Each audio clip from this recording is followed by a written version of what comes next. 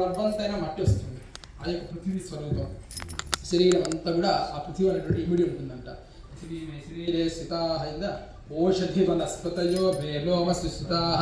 లోమం అంటే శరీరం ఉన్నటువంటి వెంట్రుకలు లాగా పైన ఉన్నటువంటివి అవి ఓషధి అంటే శరీరాన్ని మనకి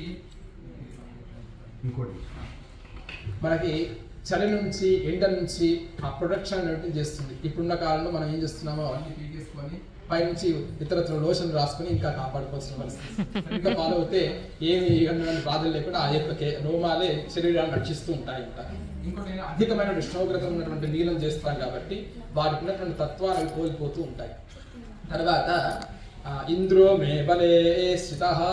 ఇంద్రుడు అనేటువంటి వాడు బలస్థానంలో ఉంటాడు. తర్వాత పర్జన్యో మే మూర్ధిస్థిత. పర్జన్యం అంటే మేఘం. మేఘం ఎప్పుడు కూడా ఊర్ధ్వ భాగం ఉంటుంది కదా, అదేవిధంగా ఇక్కడ అంటే ఆ యొక్క మనము స్థానం ఫీల్ అవుతాం. వాస్తవానికి ఆ తలకి శిరస్సుకి దగ్గరగా ఏదంటే ఈ ఫీట్ దూరంలో ఉంది అని చెప్పేసి పసిగట్టగలుగుతాం. ఆ తత్వం అది. తర్వాత చివరిలో ఎవరు వస్తున్నారు? పరమాత్మ. ఫస్ట్ వీళ్ళంతా వచ్చిన తర్వాత పరమాత్మ వస్తున్నాడు. ఆ తర్వాత ఎవరు వస్తున్నారు?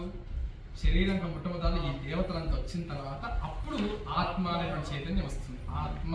ఆత్మని స్థిత, అప్పుడు పరిపూర్ణం అనేటువంటిది.